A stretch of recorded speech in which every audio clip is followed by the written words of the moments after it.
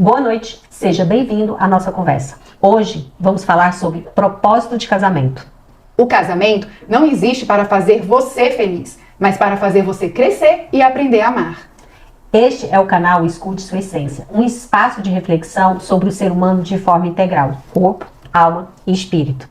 Eu sou Larissa Salles, psicoterapeuta gestaltista. Eu sou Júlia Montenegro, psicóloga e sexóloga.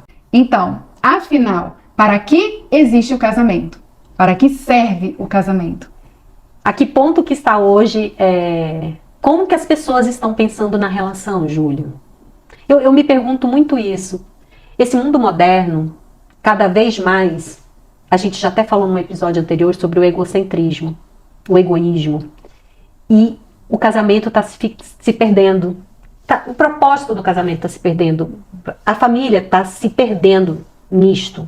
Não sei, eu percebo algo que as pessoas não estão conectando ao propósito de um casamento. Essa é a minha sensação. E cada vez mais chega no consultório casal que não está amadurecido, pronto para um casamento. Quando os casais chegam no consultório para buscar ajuda, e muitos também já chegam assim, querendo desistir ou pensando em desistir do casamento, a gente vê rastreando, né, a essência do problema, dos conflitos, a gente vê exatamente isso, o egocentrismo, o pensar em si, né? Então, acho que a ideia que as pessoas têm de um casamento, boa parte, é casar para ser feliz. Então, a pergunta sempre é voltada para si. Então, se pergunta assim, essa é a pessoa certa? Certa para quê? Para me fazer feliz? Essa é a pessoa certa que vai me ajudar? Que vai me oferecer algo? Eu acho que a pergunta sempre desses casais que buscam terapia é porque tem essa ideia de que eu vou casar para ser feliz. E a ideia de que o outro tem algo a me oferecer.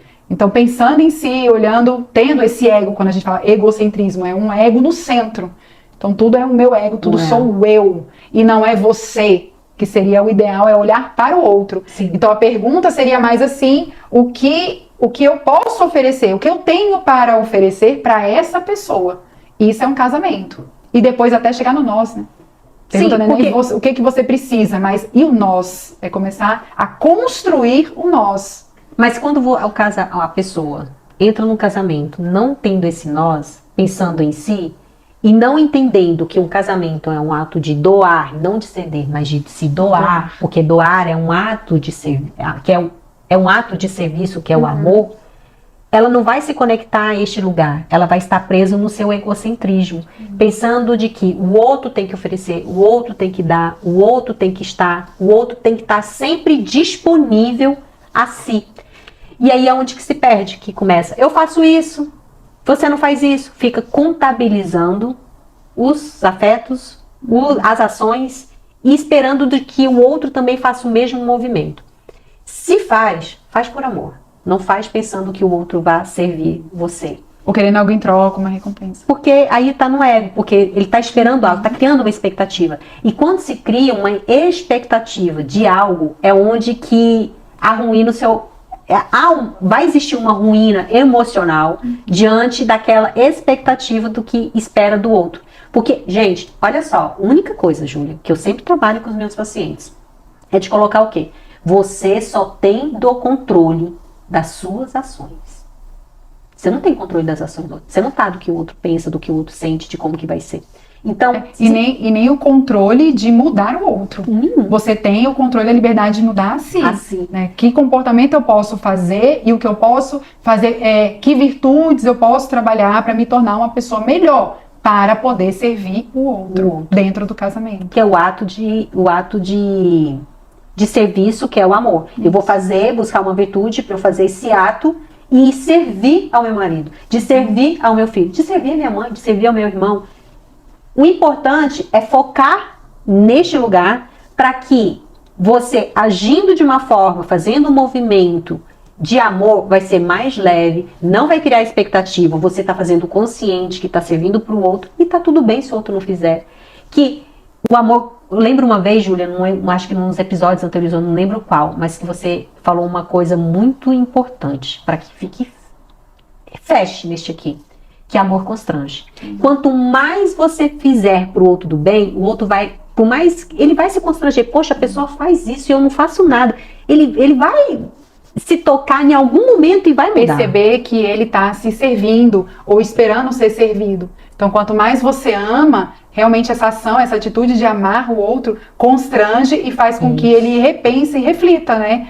Passa a querer também servir, a querer também estar disponível para amar, para servir. Sim, mas esse caso não dá para filho, gente. É para casamento mesmo, é para o marido ou para a esposa. Porque tem muita gente que acha que o ato de amor de ficar servindo o filho vai trazer... Não, o filho é educação mesmo. Você tem que pontuar o que é certo, o que é errado, o que é bom, o que é ruim. Aí é em outro lugar.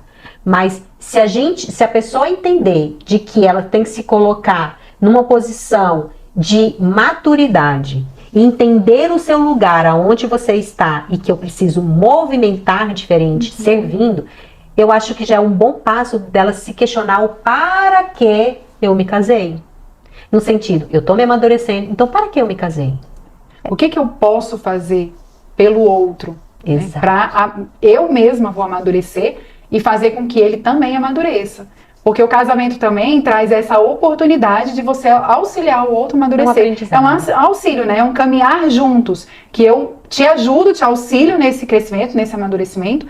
E, por favor, faça o mesmo, né? Me ajude, me auxilie nesse crescimento. Porque eu também não sou perfeita. Então, é a união de duas pessoas imperfeitas buscando a perfeição. E se vai buscando a perfeição, eu te auxilio e o outro me auxilia. Eu gostaria de pontuar, assim, uma diferença para deixar claro também, porque você que está ouvindo a gente, talvez fique assim, ah, tá vendo? Eu sabia que o meu marido era egoísta, ou eu sabia que ela era egoísta.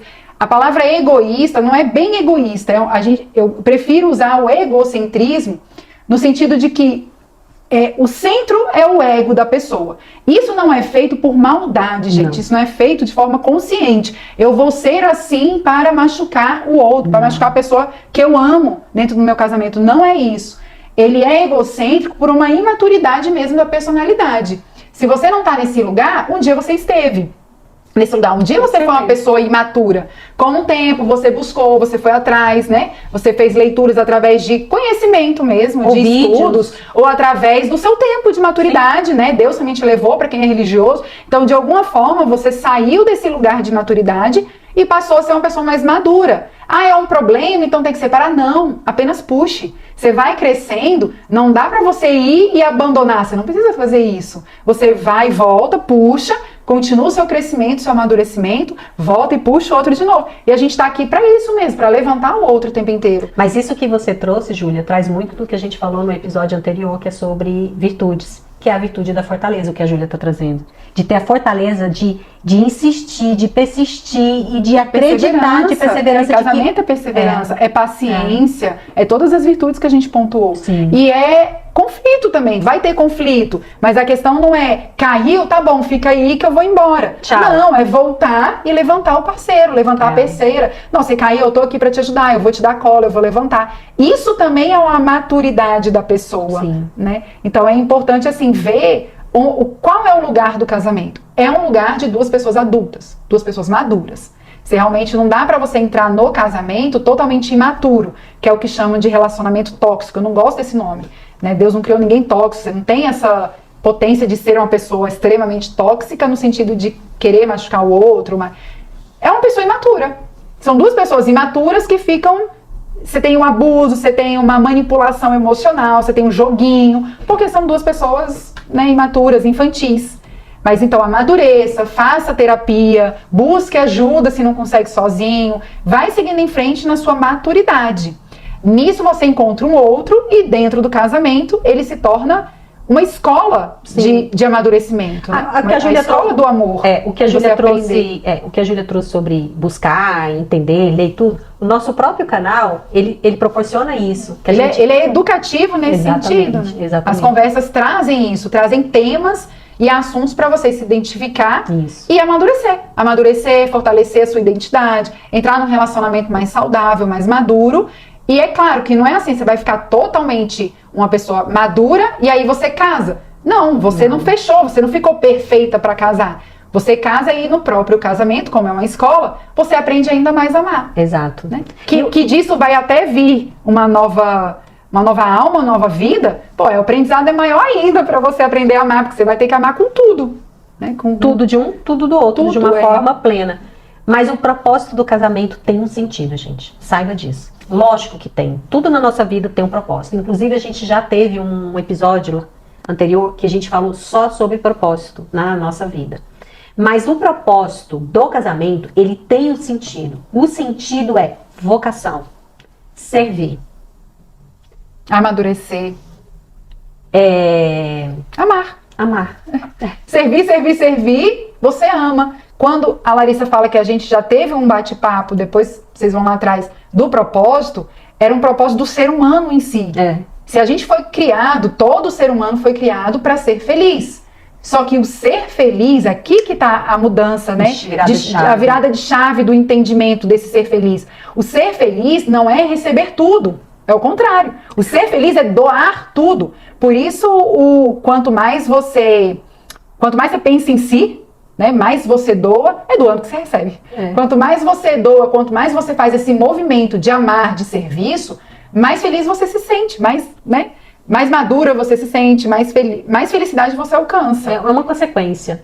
Então a busca da felicidade, para você chegar num casamento super saudável e ter o felizes para sempre. Por que feliz para sempre? Porque você achou o lugar da felicidade. A maturidade com o amor. Se você tem maturidade e você decide todos os dias dentro daquele casamento servir, servir, servir, servir, não tem como você não achar a felicidade plena. Não tem porque como. ela está no serviço. Sim. E aí, para chegar neste lugar que a Júlia está falando, a gente tem que buscar, eu digo a gente porque é todo mundo. Ser humano. Todo ser humano, nesse sentido. É buscar o que posso oferecer para o outro. Sempre voltado para o outro, não é para si. É para o outro. E no sentido assim, como eu posso amar, viver esse outro com o meu melhor. Dando o meu melhor, fazendo o meu melhor. Isso, dando o meu melhor. E não é dando assim no sentido de ceder. Eu não gosto muito dessa palavra. Não. Quando as pessoas assim, você vai casar, poxa, aquelas brincadeiras, né? Não casa não, porque você vai ter que ceder, você vai ter que deixar de ser você. Você vai ver que você vai perder a sua identidade. Não, é o contrário. Você tem que saber quem você é, né? Eu sou, firmar isso, fechar contorno afetivo. E aí você entra num casamento com eu vou oferecer tudo aquilo que eu sou. Então, quem eu sou? Por isso a gente também já falou um pouco aqui de temperamento. Eu conheço o temperamento da Larissa. Então, eu vou mudar a Larissa? Eu quero mudar a Larissa? Não. Eu vou conhecer e falar, nossa, agora qual que é a minha missão? Amar do jeito que ela é. Amei do jeito que ela é. Amar não é sentimento. Retomando, decisão. É decisão de estar disponível para servir a Larissa do jeito que ela é. Exato. Então isso se torna belo. Nossa, ela é colérica. Ai, que belo ter uma pessoa colérica na nossa casa. Ele é fleumático. Que beleza, que belo. E ver a beleza nas coisas. É aí que a gente começa a ver que os casais têm dificuldade de achar o belo do outro, que são os pontos positivos. Quando você fala assim, qual a qualidade do seu marido, qual a qualidade da sua esposa? Demora a gente pegar, com o tempo de casamento, com anos, a gente fica focado no defeito. Contabilizando. E focado no defeito mesmo, porque a gente perde essa essência, né, de ver a beleza, a essência de contemplar a beleza de quem a pessoa é. E a Júlia fala muito assim da questão do belo, mas tem uma lógica desse belo, porque a gente até fala assim, belo e bom e verdadeiro. Se a pessoa olha para o seu parceiro de uma forma bela, do que ele tem para proporcionar ali no meio, na relação com você, você vai ver o bom disso. E vendo o bom, vai ser verdadeiro, vai ser bom, vai ser lindo, vai ser felicidade. Porque belo e bom e verdadeiro vai encontrar felicidade, não tem como não encontrar felicidade quando casa todos os três harmonicamente, olhando com esse olhar, com esse propósito. Mas olha que bonito.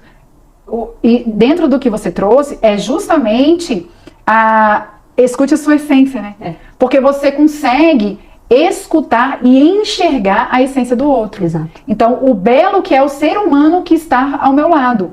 Ele não é meu marido, minha mulher. É um ser humano, primeiro irmãos em Cristo, mas é um ser humano que está do seu lado para compartilhar o mesmo caminho. Exato. Que vocês decidiram juntos seguir. Então, já é belo. Já é bom estar junto, seguindo um caminho. Então isso se torna um casamento verdadeiro. Na sexualidade se torna um sexo verdadeiro. Porque você está na essência. Você está no encontro da essência. Vocês se encontraram na essência. E isso é um casamento saudável, que é o encontro de dois, que somos nós. tendo esse encontro, que é nós, vai ser verdadeiro.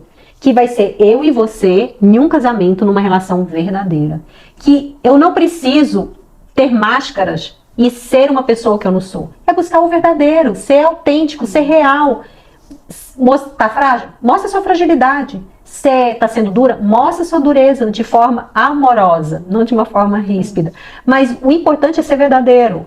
E dosar isso, dosar os seus vícios, que todo mundo tem vícios, de uma ira, ou de uma raiva, ou de todo mundo tem um pecado capital, mas a beleza do casamento também é essa, né? Eu enxergar que você tem isso e não apontar. Isso. Nossa, você é iradinha, você é nervosinha, ok, você entendeu que eu funciono dessa forma? Você entendeu que eu tenho um vício chamado ira? Eu percebo isso. Poxa, então me ajuda.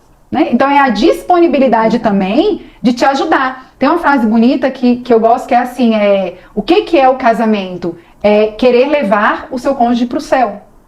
Então, se você tem as ferramentas que eu não tenho, então me ajude a me tornar uma pessoa melhor. Se eu sou nervosa, me ajude a ter mais paciência. Se eu sou desorganizado, então me ajude a ser mais organizado. Com parcimônia, com calma. E é um ajudando o outro. É um ajudando o outro. É uma pena que quando a gente não chega nesse lugar, a gente fica em conflito, em debate, né, com falta de diálogo, é sempre briga, porque a gente está querendo que a pessoa mude, que a pessoa melhore, e aí quando pergunta pra quê? Pra eu ficar bem, pra eu ficar melhor, pra eu ser servido, pra eu ser feliz. Então não é sobre você, não tem que ser. É um lugar que é sempre o outro. E mais ainda, chegar no nosso.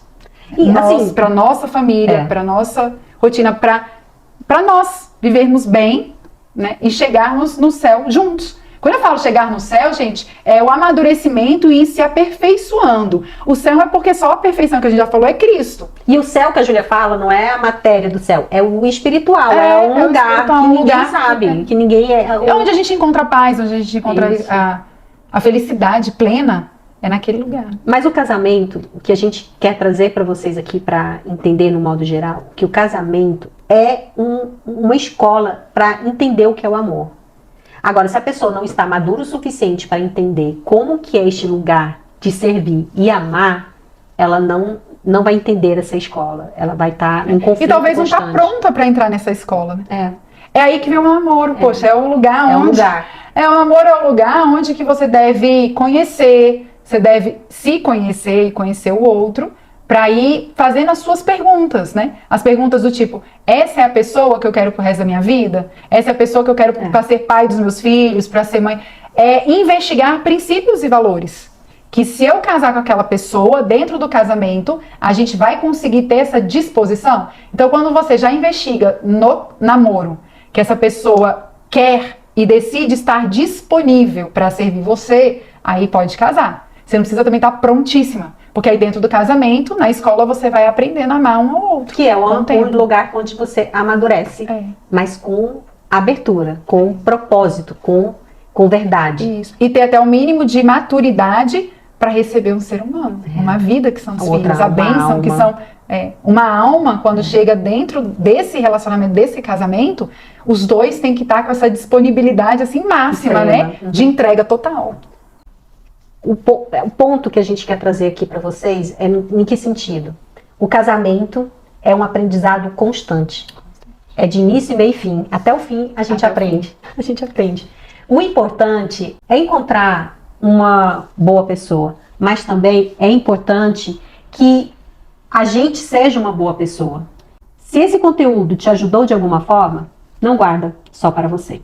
Curte, compartilha e segue o canal para continuar recebendo conteúdos que amadurecem e fortalecem você. Aqui toda semana tem uma conversa nova que vai te edificar de alguma forma. Confira também as anteriores. Temos certeza que o nosso bate-papo pode ajudar você. Nos acompanhe.